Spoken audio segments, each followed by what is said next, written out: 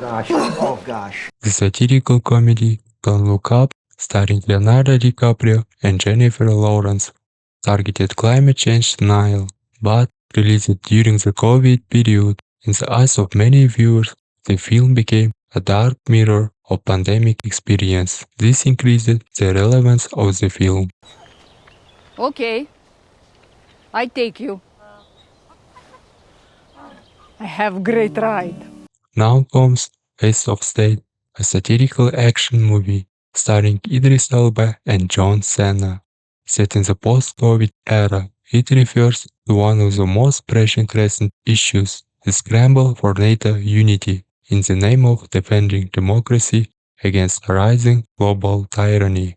Where Don't Look Up turned a comment into a metaphor of an action, Heads of State turned politics itself into a battlefield of egos, PR spin, and power. Right now we need him more than he needs us. With your help, we did it at the box office, and now we will do. johncena plays the role of former entertainment superstar who somehow became president of the United States. Narcissistic, self-indulgent, obsessed with PR over the real action, is a clear parody of Donald Trump. Idris Elba plays the Prime Minister of the UK, the exact opposite, responsible, serious, and even the duty to the state is higher than love his personal life. The President of US and Prime Minister of the UK have equal relations with each other, which of course is fundamentally different in the real life. On the other hand, there is an enemy Russian arms dealer played by Paddy Considine. He's inhuman, a sadist who represents the existential threat to democratic world. He successfully carries out cyber operation, stealing classified surveillance programs, all secret of NATO. Secret data opens a Pandora box among the allied countries. The alliance is become fragile and mistrust is growing. In desperate attempt to display unity, the President and Prime Minister agreed to fly together to a NATO summit in Trieste, Italy. During the flight, they are ambushed by Williams mercenaries, who shut down their planes.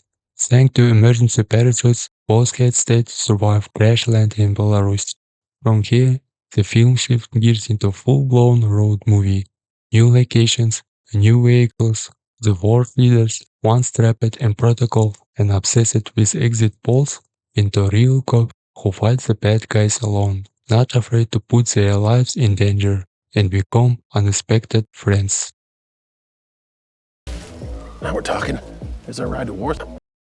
The director of the film, Ilyanaishuller, presents two contrasting worlds. On one side is Belarus, an ally of the enemy. It's portrayed as stuck in time, hooligans in tracksuits, a backward and impoverished village frozen in the aesthetic of the late Soviet era. On the other side is Poland, a close ally of US and UK. It's shown as hyper-modern European cyberpunk city, glowing with progress and digital infrastructure.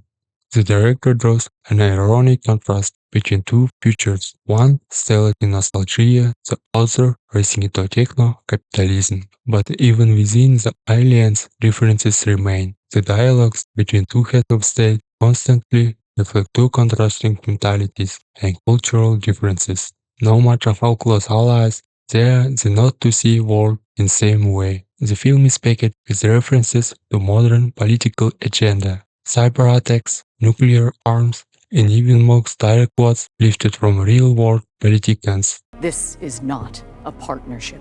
We give, they take. But not anymore. I'm gonna get you guys out of here. Ilyanaishuller's previous films, Hardcore Gannery and Nobody, action took center stage. Hardcore Gannery was poor action, shot entirely in first person like video game, car explosions, non-stop shooting, constant location changes, but the action often felt dragged out, and after a while it became repetitive and dull. Nobody dialed back the quantity, but amped up the intensity. The action was brutal, raw, and at the time excessively cruel. In his third directorial outing, Narcissism flipped gears. The action is still there, but now it's filtered through humor. Whether it's brawl with street hooligans, a chaotic shootout with bandits or a clumsy escape during high-speed chase. Every set piece feels fresh and unpredictable. The main characters don't always come out on top, and that makes the fight more human, more awkward, and memorable. The result of string of action scenes that are not just thrilling, but genuinely fun to watch.